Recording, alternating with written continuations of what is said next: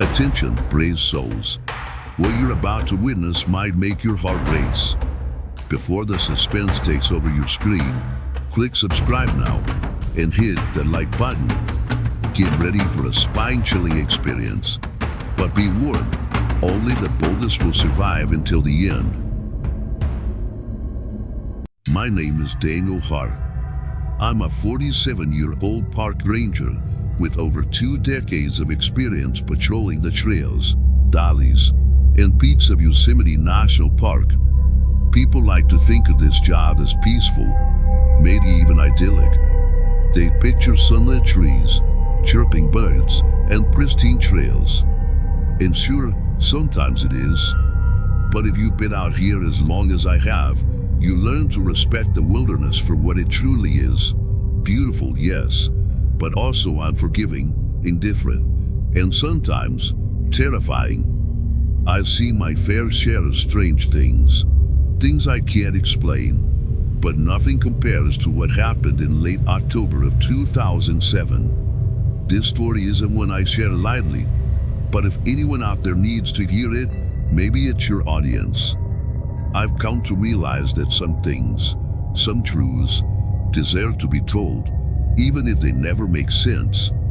It started on a cold, crisp morning, the kind where the air bites at your cheeks and the ground crunches beneath your boots with every step. Most tourists have cleared out by then. Late autumn is when Yosemite begins to breathe again, reclaiming itself from the summer crowds. For rangers, it's a time of quiet, routine patrols, or so I find. That day, I was assigned to an area called the North Rim. It's a vast expanse of jagged cliffs, dense forests, and narrow, winding trails that few people venture into willingly. Perfectly suited for me. I've always preferred solitude over small talk.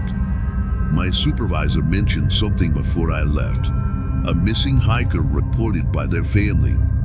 A solo trekker, last seen heading toward the rim about 3 days ago. 3 days. Long enough for anything to happen out here. The first few hours of my patrol were uneventful. Just me, the trees, and the occasional gust of wind rustling the branches above. Around midday, I came across an abandoned campsite. At first glance, it didn't seem unusual. People leave their gear behind all the time. But this one was wrong. The tent had been slashed open from the inside, its fabric fluttering weakly in the breeze. A half-eaten meal sat on a makeshift stove, its contents now frozen solid. A backpack lay overturned, its contents spilled across the forest floor. A map, a flashlight, some protein bars. But no sign of the person who left it all behind. I radioed it into the station. Abandoned camp, I said. No visible footprints nearby. Looks like it's been here a while. The response crackled through the static. Copy that. Keep an eye out, but it's probably nothing. Probably nothing. The kind of words that come back to haunt you. I press on, heading deeper into the forest. The North Rim is known for its silence, but that day, the quiet felt heavy, like the whole forest was holding its breath. Even the birds seemed to have vanished. Then I noticed the trees. At first, I thought it was just my imagination, but no, there were marks. Deep, jagged gouges carved into the bark of several trunks. Too high up to be made by an animal, too deliberate to be random. They formed strange patterns, crosses, spirals, things I didn't recognize. I ran my fingers over one of the marks, feeling the rough edges. Something about it made my skin crawl. By the time the sun began to set, I was a few miles from the nearest trailhead. The temperature dropped sharply, and a thick fog started rolling in, swallowing the landscape piece by piece. I decided to set up camp for the night. That's when I heard it. At first, it was faint, a rustling sound, like someone or something moving through the underbrush. I froze, hand instinctively reaching for the radio clip to my belt. "Calon?" I called out, my voice cutting through the stillness. "Is someone there?" Silence. Then a whisper. I swear to God, it sounded like a voice, a low, guttural murmur carried on the wind. Too faint to make out the words, but enough to send a shiver down my spine. I scanned the tree limb with my flashlight, the beam cutting through the fog in thin, pale streaks. Shadows danced between the trees, but nothing solid appeared. "Probably nothing," I muttered to myself, but my hands trembled as I unpacked my sleeping bag. That night, sleep didn't come easily. Every time I closed my eyes, I heard it again, the whispering closer now, and the rustling, like footsteps circling my kin, just beyond the edge of the light. I didn't dare move. I just lay there, clutching my flashlight like a lifeline, staring into the darkness and praying for dawn. But the whispers didn't stop. If anything, they grew louder. By the time morning came, I knew one thing for sure. I wasn't alone out there. Not by a long shot. This was only the beginning. If you want to hear what happened next, let me know. But be warned, it doesn't get any easier to hear. The forest had a way of swallowing sound. No matter how much I strained my ears, the only noise was the soft crunch of my boots on the diabetes and the occasional whisper of the wind through the pines. It was unnatural, this silence. Yosemite was never quiet, not like this.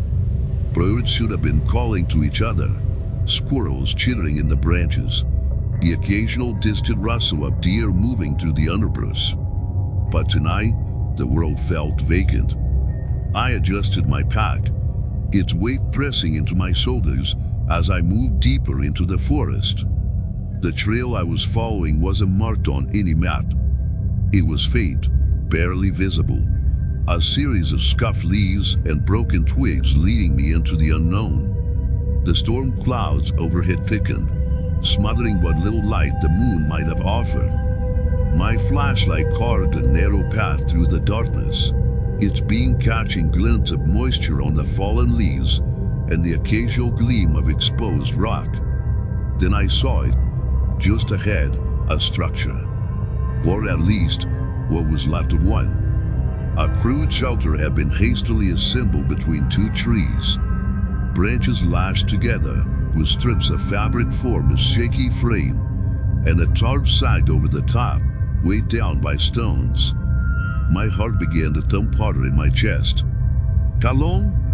I called, my voice shattering the stillness. No answer. I stepped closer, my flashlight sweeping over the makeshift camp. It was empty, but the signs of recent use were unmistakable. A pile of ash marked where a fire had been. Nearby, I spotted a half-empty water bottle, its plastic warped from the heat. But it was what lay inside the shelter that froze me in place. There, scattered across the ground, were items that shouldn't have been here. Keys, a watch, and a backpack. But the most disturbing thing was the notebook. It was open, its pages covered in frantic scrawls that didn't make sense. Lines and lines of symbols, almost like a code. Some were smeared, as if the writer's hand had trembled. I bent down to pick it up when a sound stopped me cold. Footsteps. They were faint, barely audible over the pounding of my heart, but they were there, approaching, deliberate. My flashlight beam darted to the trees, but there was nothing. No one. "Who's there?" I shouted, my voice cracking with tension. No reply, just silence. I tightened my grip on the flashlight and stepped back from the shelter. My instinct screamed at me to leave, but my training wouldn't let me. Someone was out here, and whether it was the missing hiker or someone else, I had to know. That's when I felt it. A shift in the air, as if the forest itself were holding its breath. And then the snap of a twig, this time much closer. I swung the flashlight toward the sound, its beam slicing through the dark. For a moment, I thought I saw movement, a shadow darting between the trees. But it was gone in an instant, leaving only the swaying of the underbrush behind. I wasn't alone. The thought hit me like a punch to the gut, and for the first time in years, I felt fear cool in my chest. Not the kind of fear I'd felt when facing down a mountain lion or navigating a treacherous cliff. This was different, primal, raw, the kind of fear that gnaws at the edges of your mind and whispers that something is very, very wrong. I turned back toward the shelter, intending to gather the notebook and head back to camp, but I stopped short. Something had changed. The items inside the shelter, keys, watch, backpack, had been disturbed, shifted, as if someone had been there while my back was turned. A low growl of frustration escaped my throat. This was turning into a game, and I didn't like it. I began to back away, my flashlight scanning the forest for any sign of movement. And then it happened. A sharp, sudden pain shot through my leg, and I stumbled to the ground. I looked down to see a crude snare wrapped around my ankle, its rope biting into my skin. Panic surged through me as I scrambled to free myself. My hand shook, fumbling with the knot, but before I could loosen it, I heard it again. The footsteps, closer this time, steady, unhurried. Whoever, or whatever, was out there wasn't in a rush. They had all the time in the world. Finally, I managed to free my leg and staggered to my feet. The forest around me was a maze of shadows, each one threatening to come alive. My flashlight flickered, and for a heart-stopping moment, the beam dimmed before flaring back to life. I didn't waste another second. I ran, the snare forgotten, pain radiating from my ankle with every step. Branches tore at my face and arms as I crashed through the underbrush, desperate to put distance between me and the shelter. My breath came in ragged gasps, the sound too loud in the oppressive quiet. But no matter how far I ran, I couldn't shake the feeling that I was being followed. When I finally stopped, my chest heaving and my legs trembling, I realized I had no idea where I was. The forest looked the same in every direction, a never-ending sea of trees. My flashlight swung wildly as I tried to get my bearings, but all I found were more shadows, more darkness. And then I heard it, a voice, low, guttural, and just on the edge of hearing. It didn't say anything intelligible, just a series of sounds that sent a chill racing down my spine. It wasn't human. Or if it was, it didn't sound like any human I'd ever encountered. I froze, my heart pounding so loudly I was sure it would give me away. The voice grew louder, closer, filling the air around me like a presence I couldn't escape. And then, just as quickly as it began, it stopped. Silence again. I stood there, my flashlight trembling in my hand, as the realization hit me like a thunderclap. I wasn't the hunter anymore. I was the prey. The storm raged as if the earth itself was trying to drive me back. Sheets of rain hammered down, soaking me to the bone. The wind howled through the trees, a haunting wail that seemed almost human. Each step forward was a battle against the elements, and yet I couldn't stop. Not now. Not when I was so close. I tightened my grip on the flashlight, the dim beam barely cutting through the torrent of rain. Somewhere ahead, above the cacophony of the storm, I could hear it, a faint, unnatural sound. A low, guttural noise that didn't belong to any animal I knew. My breath hitched, and I pressed forward, my boots squelching in the mud. The trail was gone, swallowed by the storm, leaving me to navigate by instinct alone. And then I saw it. A faint light flickered through the trees, barely perceptible in the chaos of the storm. It wasn't the cold, mechanical glow of a flashlight like mine. It was fire. A weak, wavering flame that seemed out of place in this endless deluge. My heart pounded as I approached, the sound of my own blood rushing in my ears. Every fiber of my being screamed at me to turn back, but I was too far gone. The fire was coming from a small, makeshift campsite, a crude circle of stones, a fire pit filled with damp, smoldering wood. Around it were remnants of the hikers' belongings, a torn backpack, a water bottle, and a boot lying on its side. But what caught my attention, what froze me in place, was the figure standing on the far edge of the firelight. They were facing away from me, tall and impossibly still, their silhouette blurred by the rain. Their clothes were tattered, clinging to their frame like a second skin. Something about their posture was wrong, too rigid, too deliberate. The flashlight in my hand shook as I raised it, the beam landing on the figure's back. "Pay!" I shouted, my voice barely carrying over the storm. "This is the Yosemite Park Service. I need you to turn around." For a long, agonizing moment, they didn't move. My mind raced, every possible scenario flashing through my head. Was this the hiker? Someone who found them? Or something else entirely? My fingers tightened around the handle of my flashlight, its cold metal biting into my skin. And then they turned. The motion was slow, deliberate, as if they were savoring the moment. Their face came into view, illuminated by the wavering firelight. My stomach churned. It wasn't the face of the hiker. It wasn't even a face I recognized. Hollow eyes stared back at me, framed by a gaunt, withered visage that looked more corpse than man. A sick grin spread across their cracked lips, teeth gleaming like whetstones in the firelight. They spoke, their voice a rasp that cut through the storm like a blade. "You shouldn't have come here." The words hung in the air, heavy and final. I took a step back, instinctively reaching for the radio clip to my jacket, even though I knew it was useless.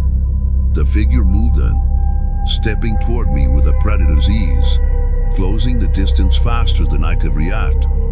I stumbled, my foot catching on a root hidden beneath the mud. The flashlight flew from my hand, its beam spiraling wildly before it landed in the dirt. Darkness swallowed the scene, save for the dim glow of the fire. I scrambled backward, my hand sinking into the wet earth as the figure loomed over me. And then the cliff edge came into view. I hadn't realized how close I was. Just a few feet away, the ground dropped into a sheer void, the raging river far below a deafening roar. My breath came in ragged gasps as I pushed myself to my feet. The figure stopped just short of the firelight, their grin widening as if they knew exactly how trapped I was. In that moment, something shifted. A primal instinct took over, a raw, animal drive to survive. I grabbed a rock from the ground and hurled it at the figure with all my strength. It struck their shoulder, barely making them flinch, but it was enough of a distraction. I turned and ran toward the cliff's edge, my mind racing with desperate calculations. The figure was on me in an instant. I felt their hand graze my jacket, the force spinning me toward the edge. My foot slipped, and for a heart-stopping moment, I was weightless. The roar of the river filled my ears as I flailed, grasping for anything to anchor myself. My hand caught a jagged root jutting from the cliffside, and I clung to it, my legs dangling over the void. Above me, the figure stood at the edge, staring down with those hollow eyes. They crouched, their hand reaching toward mine, but it wasn't to help. It was to finish this. With one last burst of strength, I swung my free hand up, clutching a loose rock from the cliffside. I hurled it upward, striking their face. They recoiled, their balance faltering. For a split second, they teetered on the edge, and then they were gone, their screams swallowed by the storm and the river below. I dragged myself back onto solid ground, collapsing in the mud as the rain poured down around me. My chest heaved, my body trembling with adrenaline and exhaustion. I stared at the spot where they had been, half expecting them to crawl back up, but there was nothing. Just the storm. Just the night. It was over. Or so I thought. When I finally made it back to the ranger station at dawn, I couldn't shake the feeling that I'd brought something back with me. The woods were still. Too still. And as I sat there, staring out at the wilderness, I couldn't help but wonder, had it been human? Or had the wilderness itself been toying with me, sending something ancient and unknowable to remind me that I was a trespasser in its domain? One moment, one decision, and it ended everything.